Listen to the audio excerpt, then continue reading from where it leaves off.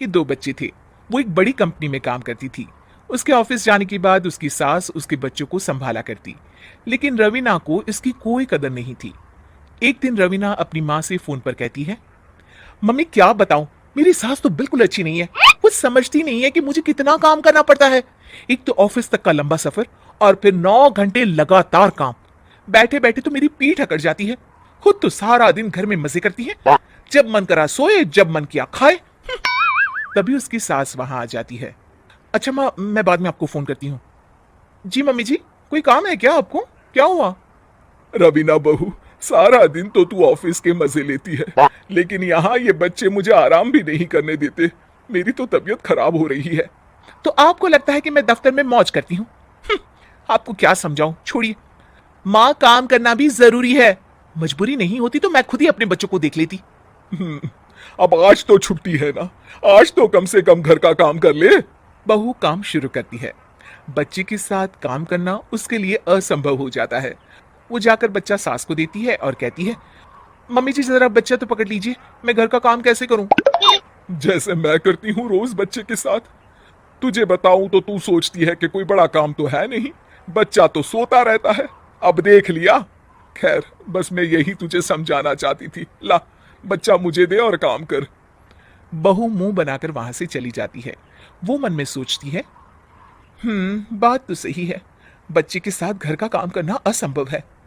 वो किसी तरह काम करती है और अगले दिन ऑफिस के लिए निकल जाती है। ऑफिस में उसकी सहेली उससे कहती है, यार तू तो बड़ी लकी है, तुझे तेरी सास खाना बना कर देती है, बच्चे भी देखती है और तुझे किसी बात की चिंता भी नहीं होने देती। अरे क्या लकी, बदले में मैं उन्हें पूरी कमाई जो दे देती हूँ और अपने बच्चे से दूर रहती हूँ, वो अलग।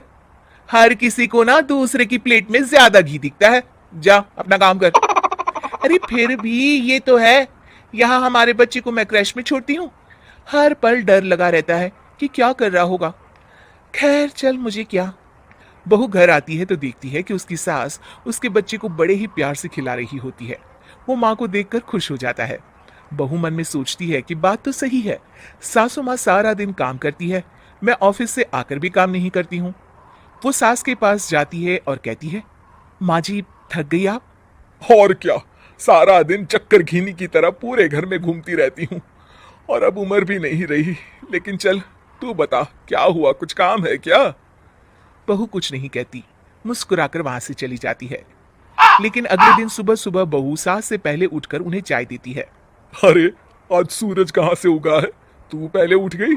चल, अच्छा किया, मरने से पहले तेरे हाथ की चाय तू पी ली। चलो अब चलकर किचन में लगू। माँ जी, आपको आज से काम करने की जरूरत नहीं है। काम करने की जरूरत नहीं है मतलब? क्या तू करेगी आज से सारा काम? इतने अच्छे तो हमारे नसीब नहीं है भाई।